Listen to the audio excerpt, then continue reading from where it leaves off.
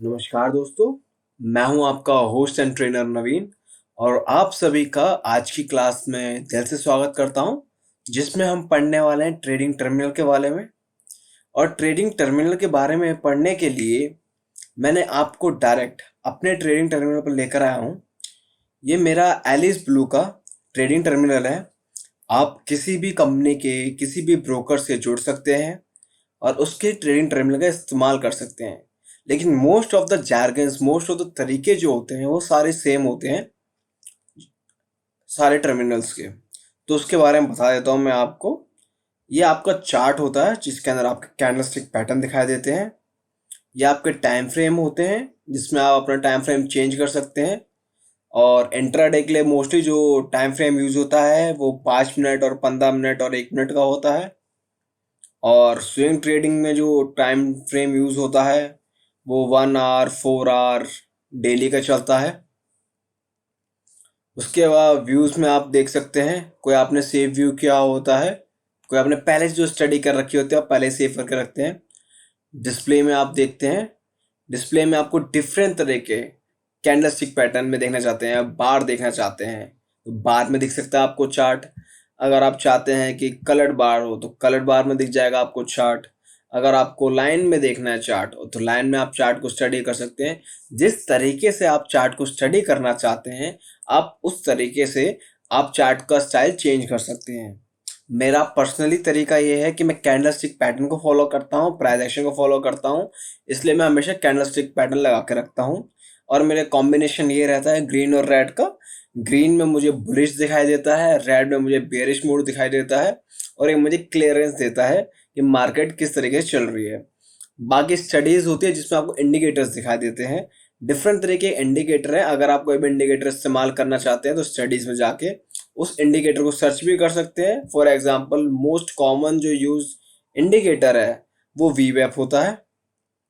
ठीक है, तो आप उसका इस्तेमाल कर सकते हैं, वो आपके ऊपर है आप कौन सा इंडिकेटर इस्तेमाल कर सकते हैं, करना चाहते हैं। बाकी यहाँ पर आप डिफरेंट तरीके के इंस्ट्रूमेंट्स सिंबल सर्च कर सकते हैं, ये सर्च सिंबल का एरिया होता है। फॉर एग्जांपल मुझे टीसीएस को सर्च करना है या फिर मैं मान के चलता हूँ मैं रिलायंस ढूंढता हूँ। ठीक है, आर पावर है, आर कॉम है, रिलायंस इंफ्रा है, रिलायंस इंडस्ट्रीज है। आपको देखना है कि आप रिलायंस के कौन से इंस्ट्रूमेंट में जाना चाहते हैं।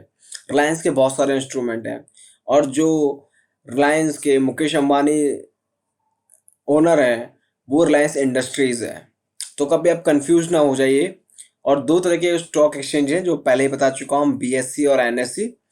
और मैं मोस्टली एनएससी प्रीफर करता हूँ, तो रिलायंस इंडस्ट्रीज एनएससी में भी मिलेगा, रिलायंस इंडस्ट्रीज आपको बीएससी में मिलेगा। मैंने इस पर क्लिक कर देना और वो ऐड हो जाएगा। ऑलरेडी मेरे पास एडेड था तो यहाँ पर ऐड नहीं हुआ।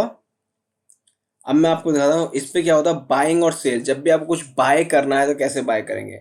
कुछ नहीं, आपने अपना जो इंस्ट्रूमेंट है वो आपने ऐड किया हुआ है और सिंबल ऑलरेडी ऐड कर लिया है। अब बाय करना है, आप बुलिश हैं तभी आप बाय करके चलेंगे, बाय पे क्लिक करना है। इस पे ये सारा आपको दिखाई देता है। मोस्टली सारे प्लेटफॉर्म्स में सेम रहता है, चाहे आप ज़ीरोधा का इस्तेमाल करें, आप स्टॉक का इस्तेमाल करें, फ्रायर्स का इस्तेमाल करें। सीएनसी क्या होता है, सीएनसी होता है cash and carry. Cash and carry का सिंपल मतलब ये होता है कि आज आपने आज बाय किया है और आप कभी भी आप उसे बेच सकते हैं, 1 साल रख के, 1 महीने रख के, 1 हफ्ते रख के, 10 साल रखने के बाद। कैश एंड कैरी में आपको एग्जैक्ट अमाउंट पे करना होता है। दूसरा होता है एमआईएस, जो एज अ इंट्राडे भी जाना जाता है। वो उसे आपको सेम डे स्क्वायर ऑफ करना होता है। एमआईएस की आप कोई पोजीशन बनाएंगे, आपने किसी भी टाइम में बनाई है, लेकिन आपको मार्केट क्लोजिंग से पहले उस पोजीशन को बंद करना होता है। तीसरा होता है एमटीएफ। मैं कहूँगा एमटीएफ को अवॉइड कीजिएगा, क्योंकि एमटीएफ के अंदर आप एक कुछ अमाउंट देते हैं और उसके अगेंस्ट में कुछ अमाउंट आपका ब्रोकर देता है, लेकिन वो उस अमाउंट के ऊपर आपका ब्रोकर आपसे 20 से 21% ब्याज लेता है। तो आपको अननेसेसरी अपने ब्रोकर को एक्स्ट्रा अमाउंट देने की जरूरत नहीं है, until and unless you are a professional trader या फिर आपको कोई ऐसा ट्रेड मिला हुआ जिस पे आप 100% श्योर हैं और उससे आप मुनाफा कमा सकते हैं। तो उसके बाद एक अगर आप 30% का मुनाफा कमाते हैं, 40% का मुनाफा कमाते हैं, तो आप 21%, आपको 20%, 15% देने में आपको कोई बुराई नहीं लगेगी। लेकिन जहां आपका मुनाफा ही 5%, 8% और वहां आपको 15%, 20%, 25%, it depends upon the broker, वो आपको ब्याज देनी पड़ेगी, तो आपके लिए वो फिर भी घाटे का सौदा रहेगा। बाकी लिमिट एक तरह का ऑर्डर टाइप होता है जिसके अंदर आप अपना प्राइस बिड करते हैं कि मैं इस प्राइस में ही खरीदूंगा। फॉर एग्जाम्पल, अगर रिलायंस का शेयर चल रहा है 2310 रुपये 8 पैसे का, लेकिन आप चाहते हैं कि आप 2305 का खरीदेंगे, तो आपने 2305 लिख देना है प्राइस में और उसी पे बाय बटन दबा के क्लिक कर लेना। ये आपकी क्वांटिटी होती है, आप क्वांटिटी कितनी भी ले सकते हैं, वो आपके ऊपर है। तीसरा होता है मार्केट। मार्केट में आप जब भी आप मार्केट क्लिक करते हैं, मार्केट में आप क्या काम करते हैं कि आपने जो भी प्राइस चल रहा होगा, करंट मार्केट प्राइस है, सीएमपी जो चल रहा होगा, उस पर बाय करना चाहते हैं। आप इस ट्रेड को मिस नहीं करना चाहते।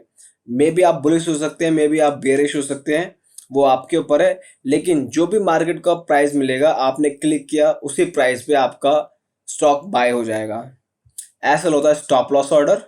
स्टॉप लॉस ऑर्डर में आप अपना एक प्राइस सेट करते हैं कि किस प्राइस में आपको खरीदना है, और एक आप अपना ट्रिगर प्राइस सेल करते हैं। ट्रिगर प्राइस में कि किस प्राइस में आपको ये मार्केट ऑटोमेटिक कट जाएगा। स्टॉप लॉस ऑर्डर के अंदर सिंपल ये होता है कि आपने फॉर एग्जांपल बाइंग, आपने अपॉर्चुनिटी ढूंढी है, 2310 का सीएमपी चल रहा है जिसमें आप बाय करना चाह रहे हैं, आपने या फिर आपने सोचा कि 2310 में बाय कर लेता हूं, तो आप इसमें स्टॉप लॉस लगा देंगे 2305 रुपए का अपने स्टडी के हिसाब से। मे बी 2300 रुपए का, 2301 रुपए का आपने स्टॉप लॉस लगा दिया। मे बी वो आपके ऊपर है किस पे काम करेगा। उसके बाद एसएलएम होता है। एसएलएम में क्या होता है, स्टॉप लॉस मार्केट, जिसके अंदर मार्केट के अंदर आप स्टॉप लॉस लगा देते हैं। ठीक है। और नीचे देखेंगे डे और आईओसी। सिंपल होता है, डे होता है डेली के लिए बेसिस पे। ठीक है। रेगुलर ऑर्डर होते हैं जो आप नॉर्मली अपने ऑर्डर लगा के चलते हैं। बीओ होता है ब्रैकेट ऑर्डर। ब्रैकेट ऑर्डर में क्या होता है, एक आपका टारगेट प्राइस डिफाइंड होता है और आपको एक स्टॉप लॉस डिफाइंड होता है। आपको कंफर्म होता है कि अगर मेरा घाटा होगा तो वो इतने ही अमाउंट का होगा, अगर मेरा फायदा होगा तो वो इतने ही अमाउंट का होगा। और हमेशा प्रेफरेबल स्ट्रेटेजी रहती है कि अगर आप 1 रुपये का घाटा कर रहे हैं तो कम से कम 2 रुपये का टारगेट लेकर चलें। तो इससे अगर आप सिर्फ 50% भी करेक्ट रहते हैं अपने ट्रेड में, या फिर 40% भी करेक्ट रहते हैं अपने ट्रेड में, फिर भी in the end you will be in profit. तो आपको मेक श्योर करना है आप उस तरह की स्ट्रेटेजीज अपनाएंगे। एएमओ होता है after market order. After market order के अंदर क्या होता है, जब मार्केट बंद हो चुकी होती है और उसके बाद आपको कोई ऑर्डर लगाना है, तो आप ऑलरेडी ऑर्डर प्लेस कर देते हैं। जब भी मार्केट के प्री मार्केट आवर्स होते हैं उसमें वो आपका ऑर्डर कंसिडर कर लिया जाता है और मार्केट आवर्स में आपका ऑर्डर एग्जीक्यूट हो जाता है। सीओ होता है कवर ऑर्डर। कवर ऑर्डर के अंदर सिर्फ आपका स्टॉप लॉस डिफाइंड होता है, आपका टारगेट डिफाइंड नहीं होता। आपने सिर्फ अपना स्टॉप लॉस डिफाइंड कर लेना होता है और उसी बेसिस पे आप अपना मार्केट में काम करते हैं। और इन सब चीज़ों के बारे में जानना आपके लिए बहुत ज़रूरी है, क्योंकि आपके कोई भी ट्रेडिंग टर्मिनल में इस्तेमाल करेंगे तो आपकी सारी जानकारी सेम रहेगी। ये रही बाइंग की जानकारी। अगर मैं सेल करना है तो मैंने इस पर क्लिक कर दिया, ये मेरी सेल की अपॉर्चुनिटी आती है, यानी मुझे अब सेल के अंदर फ़ायदा होगा और मार्केट अब नीचे गिरनी चाहिए। अगर मार्केट ऊपर जाती है और मैं सेल का ऑर्डर लगा रहा हूँ तो मेरे लॉसेस होते रहेंगे। वहीं और मैं बाय का ऑर्डर लगा रहा हूँ तो मतलब मार्केट ऊपर जानी चाहिए, अगर मार्केट नीचे गिरती है मेरे बाय के ऑर्डर के बाद तो मुझे घाटे होने चालू हो जाएंगे। और ये आपका ट्रेडिंग टर्मिनल का ओवरव्यू होता है जिसमें आप अपने ऑर्डर्स देख सकते हैं। ऑर्डर आपने लगा लिए यहाँ पर, अगर कोई भी ऑर्डर होगा तो यहाँ पर देख लेंगे, वो पेंडिंग में आ जाएगा। अगर पेंडिंग होगा, ऑर्डर एग्जीक्यूट नहीं हुआ होगा, आपने कोई प्राइस पॉइंट सेट कर रखा है, लिमिट ऑर्डर लगा रखा है कि उस प्राइस पे पहुंचेगा तभी वो आपका ऑर्डर जो होगा एग्जीक्यूट होगा। कंप्लीटेड के अंदर कोई भी आपका ऑर्डर होगा जो कंप्लीट हो गया होगा वो इसमें दिखाई दे जाएगा, और दिन के आपने जब ट्रेड लेंगे वो ट्रेड्स के अंदर दिखाई दे जाते हैं। आपका अलर्ट जो आप सेट करते हैं, आप अपने अलर्ट चेक कर सकते हैं। अगर कोई आपने अलर्ट सेट कर रखा होगा, कोई स्ट्रेटजी बना रखी होगी, उस बेसिस पे आपको अलर्ट्स आते रहते हैं। स्क्रीनर क्या होता है, स्क्रीनर के अंदर डिफरेंट आप स्क्रीनर यूज कर सकते हैं कि डे के गेनर कौन से हैं, आज कौन कौन से स्टॉक्स ने गेन किया है, कौन कौन से स्टॉक्स ने लूज किया है आज के दिन, या फिर कौन सा ऐसे स्टॉक है जो बहुत एक्टिव है वॉल्यूम के साथ, कौन से ऐसे वॉल्यूम को शॉक कर दिया है, 52 वीक हाई पे कौन से चल रहे हैं, 52 वीक लो पे कौन से चल रहे हैं। इस तरीके से आप अपने स्टॉक्स को स्क्रीन कर सकते हैं और उनमें अपना ट्रेड बना सकते हैं। आशा करता हूँ आपको ये वीडियो पसंद आई होगी, आपने डिफरेंट तरह के ऑडिट्स के बारे में जाना होगा। कोई डाउट होता है, कोई क्वेश्चन होता है, कोई क्वेरी होती है, प्लीज़ डू नॉट हेजिटेट, अपने क्वेश्चंस अपने डाउट्स पूछिए, आपके सारे सवालों का जवाब दिया जाएगा।